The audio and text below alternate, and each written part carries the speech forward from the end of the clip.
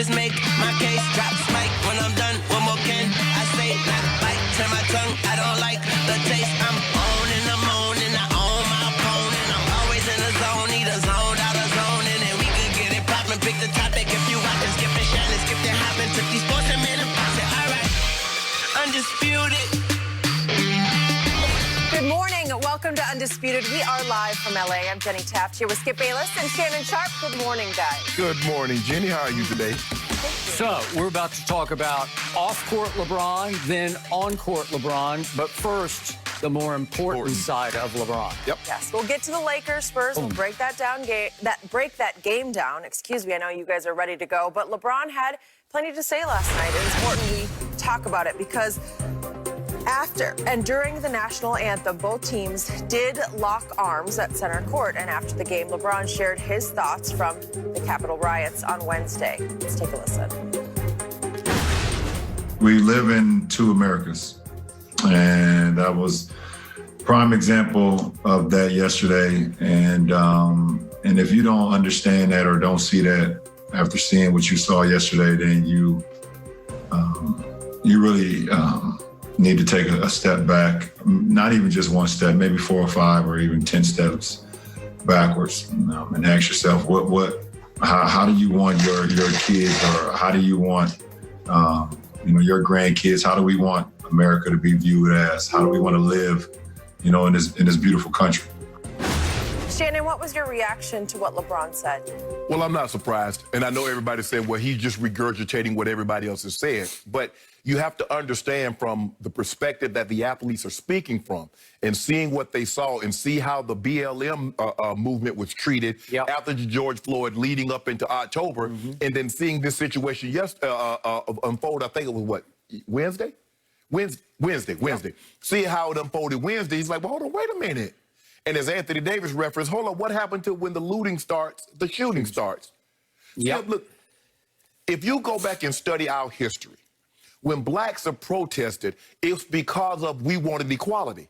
We wanted to be able to get into restaurants. We wanted to be able to vote like you promised us, like we had our right to do. Think about what they were upset about and why they stormed the Capitol. They were upset that blacks voted in record numbers and the vote was counted. And the vote mattered because, Skip, you remember in 2016, when neither one of us really thought that President Trump would win. And he won, and a lot of people were upset that he won, and they took to the street. Yep. I came and sat in this very seat. I said, now, if all of y'all that's out there in the streets protesting and upset that he's in office, had you taken your butt to the voting station, he wouldn't be there. You said that many times. So next time it comes around, instead of getting and guess what they did? They turned out in record numbers. They did. And they were upset. That's why they stormed the Capitol, Skip. And then he lied, and he started sowing these seeds, if we lose, it's rigged. It wasn't rigged in 2016 when he won, just only if they lose. And so LeBron is like, hold on, wait a minute.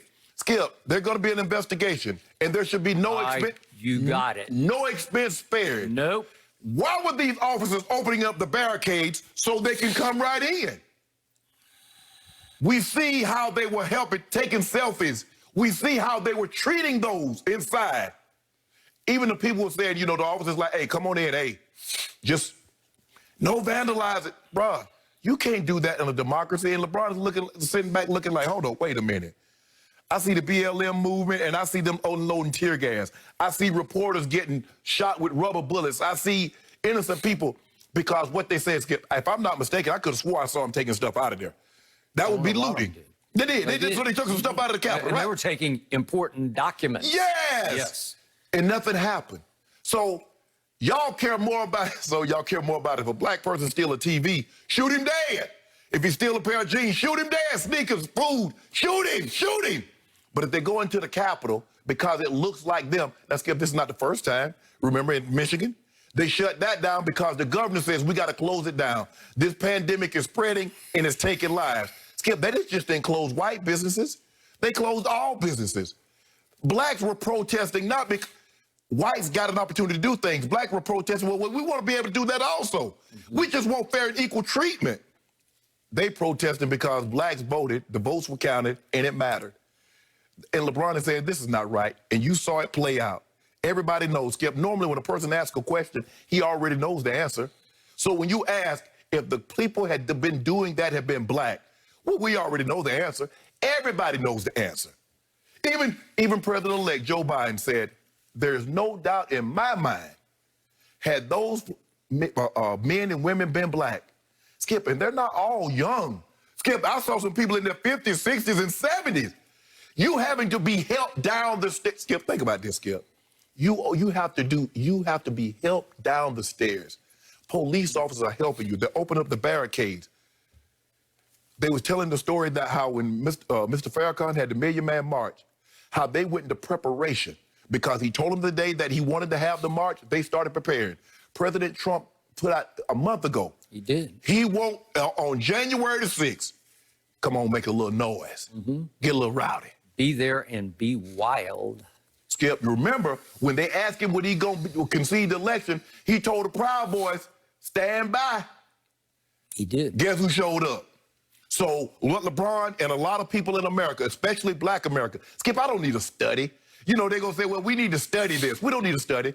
We don't need a study that says black are treated more harshly for the same crime as white. We don't need a study that shows that black unemployment is higher than whites. We don't need, for the same education, for the same jobs, blacks makes less money. We don't need a study.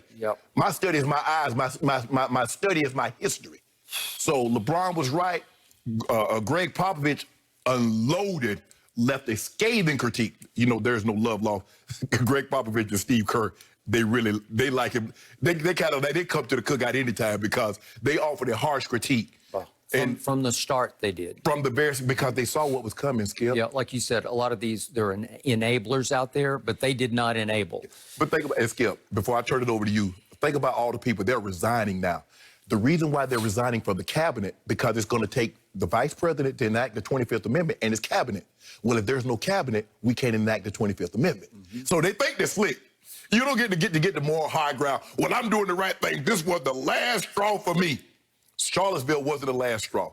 The Ukraine, Russia, calling the Secretary of State about the vote, that wasn't the last straw. It was this. When you saw people that looked like you did what they did, that was the last straw. Been trying to tell you. All of that beautifully said, powerfully said. So, when it comes to LeBron James, for many years on TV, I've been critical of LeBron on the basketball court. We're going to talk about his game last night. He was a little shaky last night, and maybe he had reason to be shaky because maybe his head was elsewhere.